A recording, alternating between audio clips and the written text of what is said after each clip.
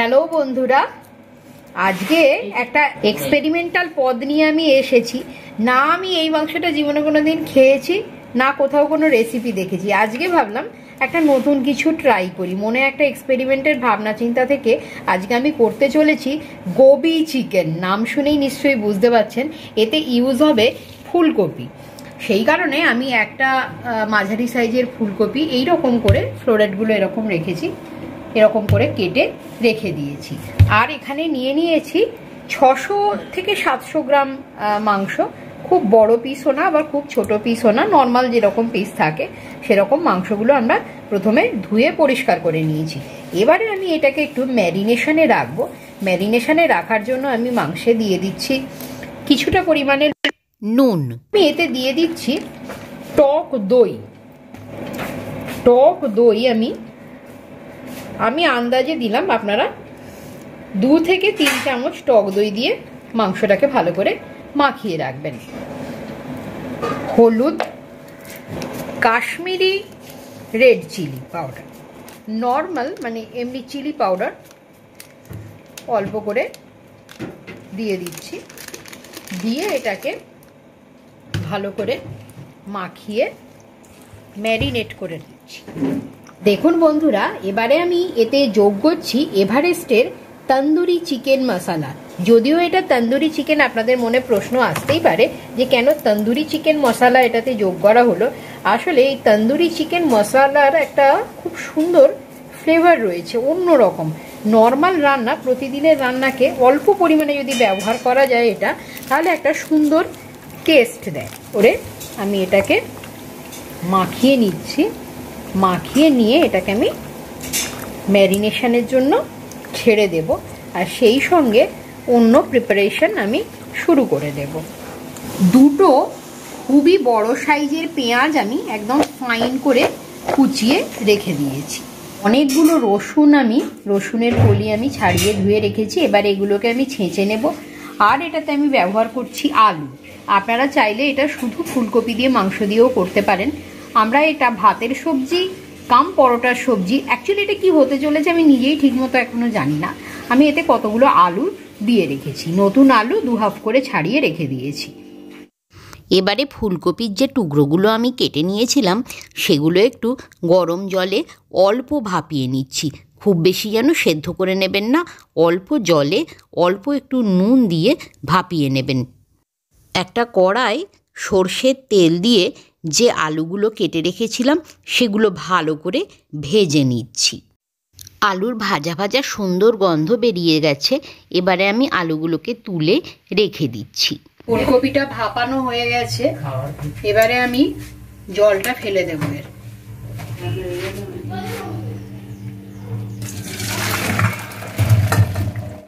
যে তেলে আলু ভেজে রেখেছিলাম সেই তেলেই আমরা এবার ভাপিয়ে রাখা ফুলকপিটা এবারে আমি ভেজে নিচ্ছি। দেখুন বন্ধুরা, কপিটা আমাদের ভাজা ভাজা হয়ে গেছে। এবারে আমি এটা আলুর সঙ্গে তুলে রেখে দেব। এবারে আমি একটা বড় টমেটো নিয়ে নিয়েছি। এই টমেটোটা আমি বেটে রাখবো। কতগুলো চিনে বাদাম আমি ভিজিয়ে রেখেছি, এইটাও আমি এর সাথে বেটে নেব। আপনারা ইচ্ছা হলে এর সাথে কাজু বাদাম দিতে পারেন। কিছুটা চার মগজ দিচ্ছি।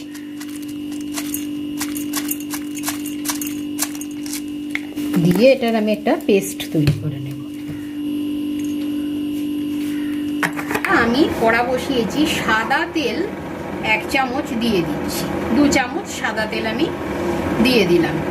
1 চামচ ঘি, 1 চামচ ঘি এতে আমি দিয়ে দিলাম। দিয়ে এবারে আমি, দেখুন গ্যাসের আঁচ আমাদের কমানো রয়েছে। এই যে দুটো পেঁয়াজ কুচি কুচি করে বড় বড় দুটো পেঁয়াজ, এবারে এইগুলোকে আমি ভেজে নেব। ঘিয়ের ফ্লেভারে পেঁয়াজ ভাজা একটা কি যে সুন্দর গন্ধ দেয়, কি যে অপূর্ব টেস্ট দেয়। ডাইরেক্ট ঘি ব্যবহার না করে তাই আমি প্রথমে সাদা তেল ইউজ করে নিলাম। পুরো ঘিয়েতে ভাজলে জিনিসটা আরো ভালো টেস্ট হবে। ফিরে আসছি মিনিট 5 পর। 5 মিনিট বাদে এইরকম অবস্থা পেঁয়াজগুলোর। পেঁয়াজটা আমি খুব বেশি ভাজবো না, কি সুন্দর একটা গন্ধ বেরোচ্ছে। কিছু কিছু পেঁয়াজ কালার চেঞ্জ করতে শুরু করেছে এবং এখনো পেঁয়াজটা নরম রয়েছে। আর 1-2 মিনিটের মধ্যে আমি পেঁয়াজটাকে নামিয়ে নেব, কারণ পেঁয়াজ নামিয়ে রাখার পরেও পেঁয়াজের একটা ক্যারি ওভার কুকিং হয়। আর এই অবস্থায় নামিয়ে নিলে পেঁয়াজটা খেতে মিষ্টি মিষ্টি লাগে।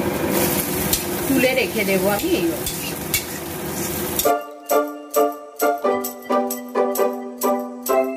দেখুন বন্ধুরা, আমি কড়ায় সর্ষের তেল দিয়ে দিচ্ছি, চিনি ছোট্ট 1 চামচের চিনি দিয়ে দিচ্ছি। চিনি দিয়ে এটা আমরা সঙ্গে সঙ্গে নাড়াতে শুরু করছি।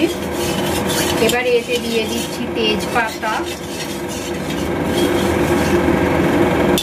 শুকনো লঙ্কা একটা, আর হচ্ছে গোটা গরম মশলা। এখানে আমি ফাটিয়ে রেখেছি 2টো লবঙ্গ, দারচিনি, 2টো ছোট এলাচ, চিনি। এবারে আমি এটা এতে দিয়ে দিচ্ছি। এটাকে আমি ক্রমাগত নাড়তে থাকছি। গ্যাসটাকে আমি কমিয়ে রেখেছি। এবারে আমি আমাদের ছেঁচে রাখা যে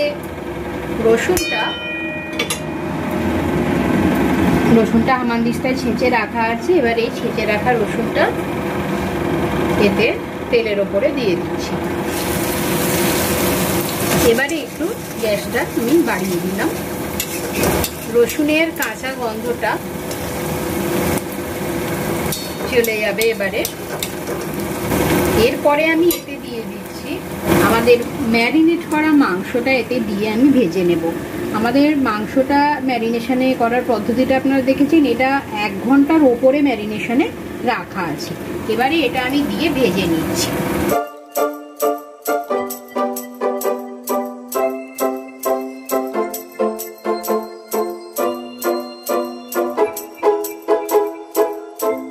দেখুন বন্ধুরা, আমাদের মাংসটা ভাজা ভাজা হয়ে গেছে। এবারে আমি এতে দেব, এইটা হচ্ছে আমাদের আদা, জিরে আর শুকনো লঙ্কার পেস্ট। এই পেস্টটা আমি এতে দেব। এই পেস্টটা আমি 1 চামচ, 2টো হিপ টিস্পুনফুল, আমাদের আগের যেটা বাটা ছিল সেটা 3 চামচ থেকে 4 চামচ এই পেস্টটা আমি। মাংসটা আমাদের দারুণভাবে ভাজা হয়ে গেছে। এই পেস্টটাতে আছে একটা বড় গোটা টমেটো, 4 মগজ আর চিনেবাদাম বাটা। এবারে এটাকে আমি এতে দিয়ে দিচ্ছি। এবারে আমি দিয়ে দেবো এতে অল্প পরিমাণে নুন। মাংসটা ম্যারিনেট করার সময় নুন দেয়া ছিল, কাজেই এবারে নুনটা দেওয়ার ব্যাপারে আমাকে একটু কেয়ারফুল থাকতে হবে। আর 1 চামচ চিনি। হলুদ আমাদের ম্যারিনেশনের সময় দেওয়া ছিল, অল্প করে হলুদ আমি দিয়ে দিচ্ছি।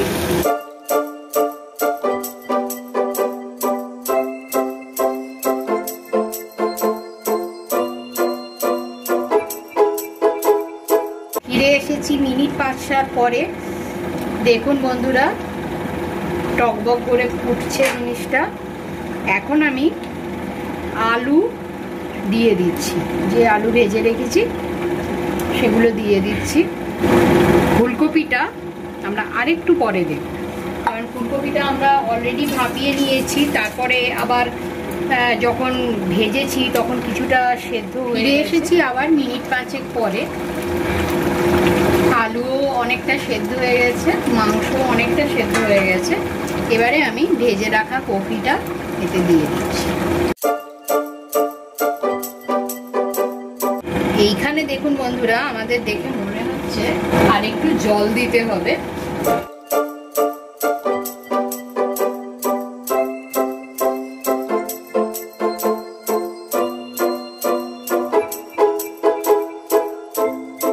এটাকে আর একটু সুন্দর করার জন্য জলটা দেওয়ার পরে কাশ্মীরি রেড মির্চ একটু ছড়িয়ে দিচ্ছি। এটাকে এবারে আমরা কভার করে দেব। ফিরে এসেছি আরো মিনিট 5-6 পর।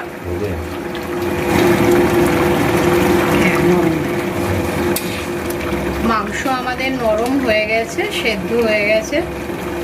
এইবারে আমি ঢাকনা বন্ধ করব না, আমাদের এই যে পেঁয়াজ ভাজা বেরেস্তা টাইপের যেটা আমি করে রেখেছিলাম এইটা আমি দিয়ে দেব। দেখুন বন্ধুরা, আমাদের এটা তৈরি হয়ে এসেছে, ধার থেকে তেল ছাড়তে শুরু করে দিয়েছে। এইবারে এই অবস্থায় আমরা, এবং মোটামুটি ভালোই গ্রেভি রয়েছে, ধনে পাতা বেশ কতগুলো কুচিয়ে আমি এতে দিয়ে দেব। ধনে পাতা আমি এরভাবে বাঞ্চ করে নিয়েছি, নিয়ে ধনে পাতাটা দিয়ে দিয়েছি। এবারে এটাকে আমি ভালো করে মিশিয়ে নিচ্ছি। মাংস আমাদের একেবারে খুব সুন্দর সুসিদ্ধ হয়ে গেছে। রেডি হয়ে গেছে বং লাইফ ওয়েবসের একেবারে নিজস্ব স্টাইলে তৈরি করা গোবি চিকেন। আমরা এখন এই গোবি চিকেনটা পরিবেশন করছি লাচ্ছা পরোটার সঙ্গে। তাহলে আর দেরি কেন বন্ধুরা, আপনারাও বানিয়ে ফেলুন আর পরিবেশন করুন। Thanks for watching Bong Life ওয়েবস।